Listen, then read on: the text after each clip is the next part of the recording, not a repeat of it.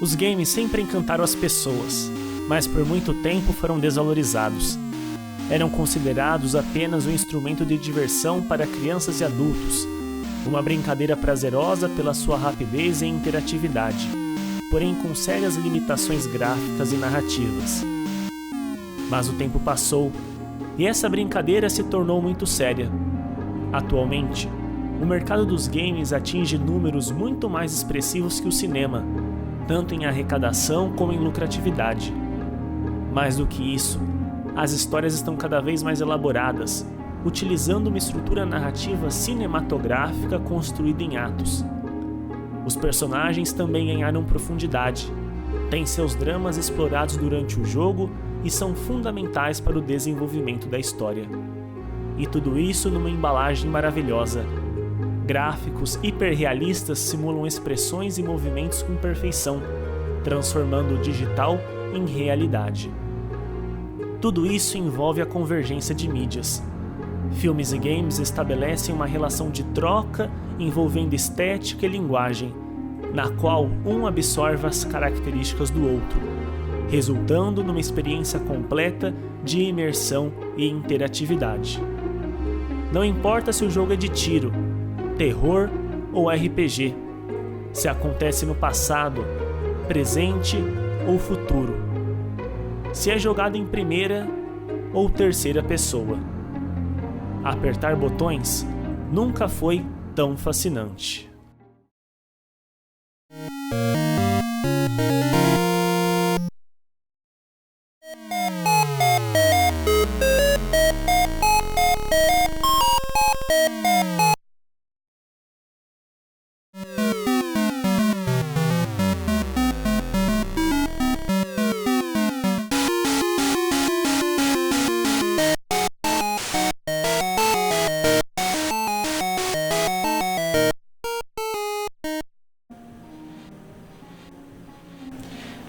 Eu jogo videogame porque o jogo em si, ele mais pra relaxar, né? Você pega um dia, você tá lá sentado sem fazer nada, tá chovendo, você não pode sair de casa, você pega, liga o seu videogame, joga e você distrai do que ia estar acontecendo por fora.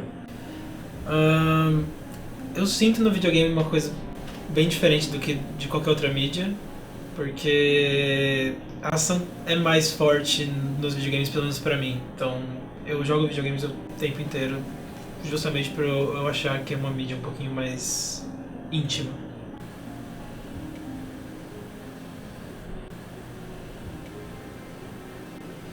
Os meus jogos favoritos são de tiro, de armas, de guerra, que é uma coisa que realmente eu gosto. E também jogos com boas histórias também. Um dos jogos que eu tô jogando que é muito bom nessa parte de histórias, de tema, que tem também uma relação cinematográfica, né? É o Quantum Break. É um jogo que a história dele é muito boa, é um pouco complexa, se você se perder um pouco você já não consegue entender mais o que está acontecendo, mas é muito bom o jogo.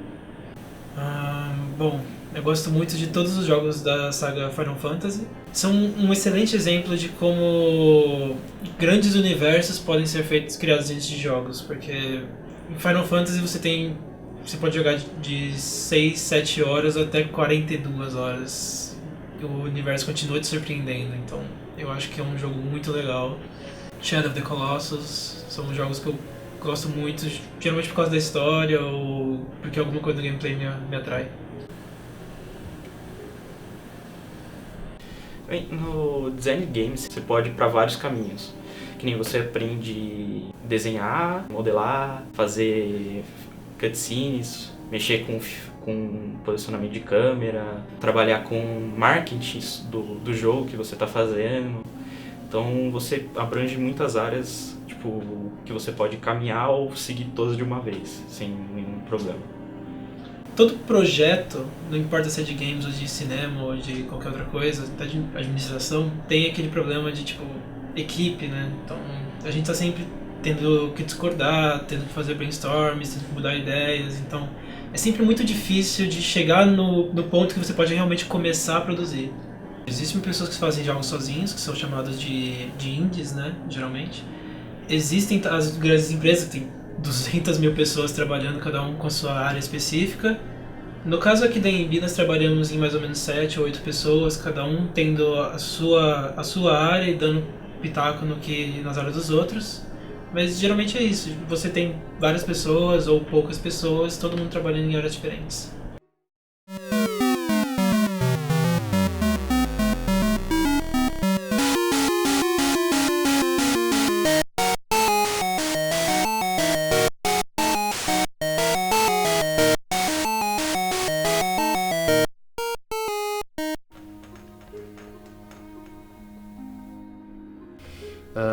Hoje em dia a gente vê muito mais, assim, a gente tem alguns gêneros de games que a gente vê as semelhanças gritantes com o cinema, tanto no aspecto da estética, quanto nos aspectos de produção também.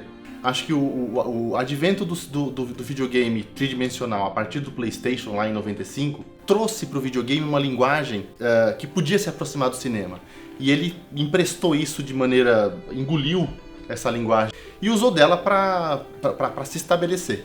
Temos outros gêneros que você não vai ver essa semelhança. A gente tem, se pegar um jogo plataforma 2D que a gente tem ainda hoje, ou jogos tipo puzzle, você vê que essa semelhança com o cinema desaparece. Mas nos jogos 3D a semelhança é grande, tanto no aspecto produtivo quanto no aspecto de estética. Do ponto de vista do aspecto narrativo, o próprio Corra Lola Corra, a narrativa dele é construída como um videogame, né? São 3 vidas ou 2, não lembro, no filme, que ela vive as três vidas para conseguir usar toda a narrativa, e aí você tem aquela coisa da narrativa potencial, cada hora acontece uma coisa diferente, então você vê isso que torna o filme mais videogame possível. Porque quando o videogame se tornou uma ferramenta realmente expressiva, foi a partir do começo dos anos 80, de lá pra cá ele só aumentou esse poder de expressão, né? Então você tem um jogo que ele passa pra você a experiência do que é perder uma pessoa por conta do câncer. Cada vez mais a gente sofistica essa linguagem de expressividade do videogame, e acho que é por isso que ele se torna mais influente. E realmente, acho que se a gente pensar assim no fato de que, como no videogame a gente está o tempo todo sendo agente de uma história narrativa, ele é mais sedutor nesse ponto. Acho que agora a gente tem essa coisa, por exemplo, tanto da realidade aumentada quanto da realidade virtual, que são duas possibilidades que levam a caminhos totalmente diversos e ricos de expressão e ainda a ser explorados. Estão muito na infância, né, tanto um quanto o outro, né? A gente tem Pokémon GO, a gente tem PlayStation VR, tem Oculus Rift. O que o futuro reserva eu não sei dizer. Atualmente, os próprios cineastas e atores têm participado diretamente do universo gamer, envolvidos nas etapas de produção ou atuando através da tecnologia de captura de movimentos.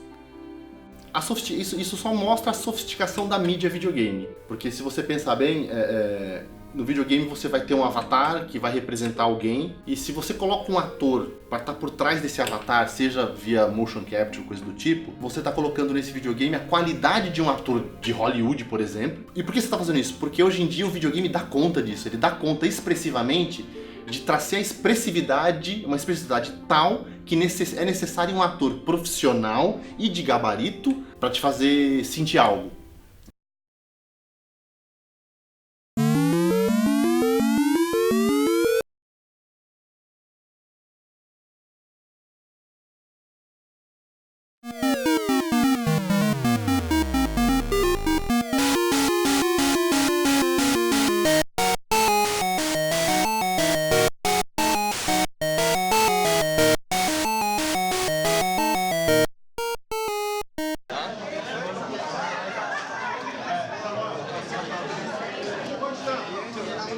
Tekken Tag 2 richiede molta manualità e molta pratica, quindi se un periodo non giochi diventa un po' un problema, soprattutto quando vai ad affrontare giocatori di alto livello. Allora, in un videogioco la cosa che mi piace di più, giocabilità soprattutto, e logicamente deve essere anche bello di grafica, però la giocabilità è la prima cosa. La razón por la que juego es porque me divierte, me distraigo un poco a veces Y es una buena manera también de conocer amigos, amistades de muchos lugares. Jogar pra mim também me acalma, né? Tem muita gente que tem hobby de viajar, tem hobby de jogar sinuca, jogar baralho. Meu hobby é mais jogar videogame. É um passatempo, mas eu levo mais tipo como um esporte mesmo, entendeu? Dá uma certa abstinência se eu ficar muito tempo sem jogar.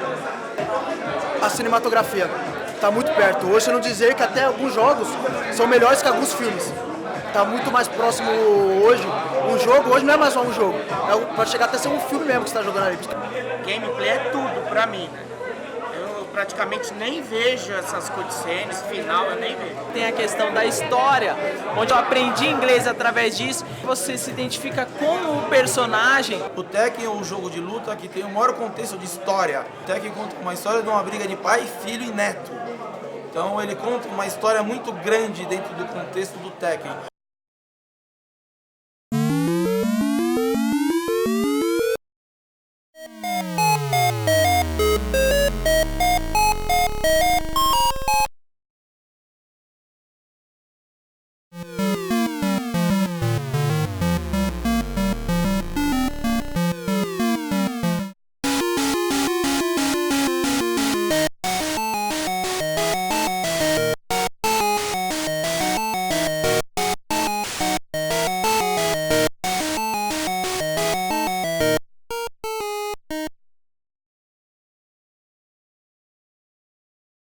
É uma estratégia de comunicação, uma estrutura, um jeito de você organizar certas ideias, de modo que elas possam contar uma história. Essa história ela é dividida em partes, e essas partes vão para plataformas que melhor possam contar essas partes da história.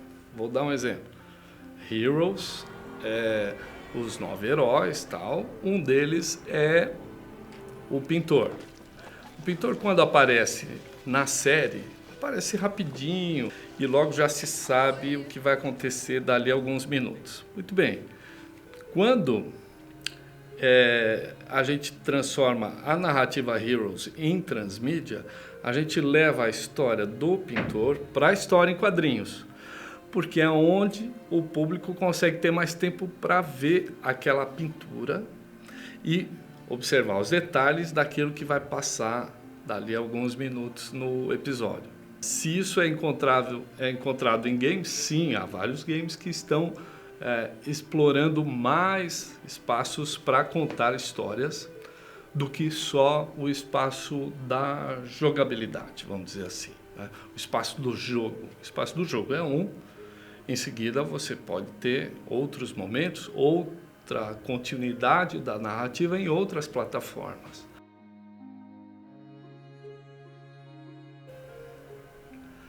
Bom, eles estão se aproximando muito. Quando a gente quer saber qual a diferença entre game e cinema, nos dias de hoje a gente já tem uma observação de que há uma tendência a um diálogo muito íntimo, muito próximo.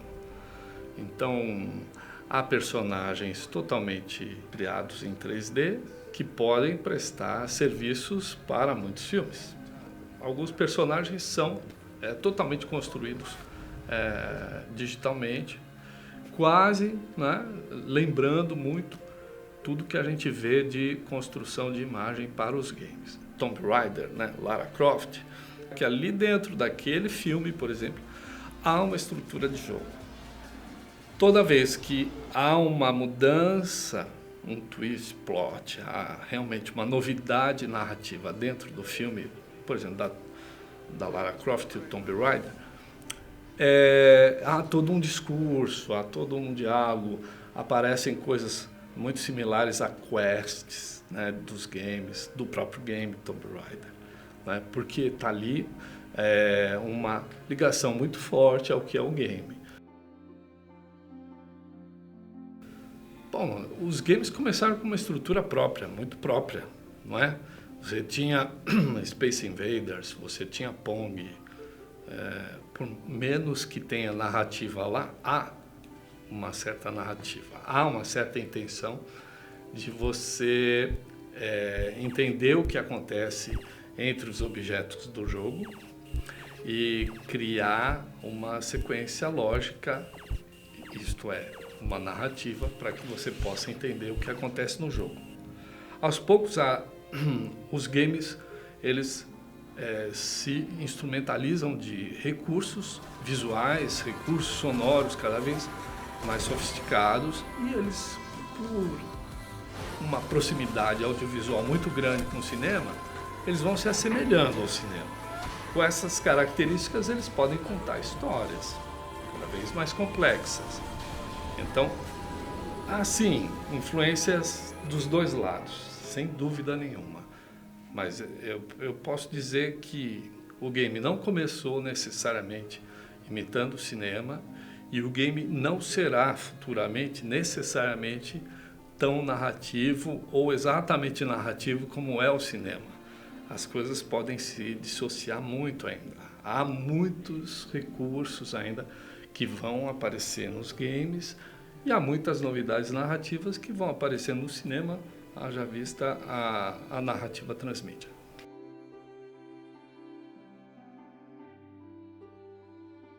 Olha, o cinema sempre se esforçou em atrair mais público, sempre. Então ele começou a escutar os diálogos das pessoas. Depois ele ficou colorido, depois ele ficou em tela larga, tela grandes, telas gigantes, depois ele ficou 3D. O cinema vai ter suas dificuldades, vai buscar sempre evoluir, e o game vai dar de braçada. O game vai evoluir muito mais que o cinema. Ele vai realmente alcançar outros padrões de narrativa que o cinema não vai conseguir.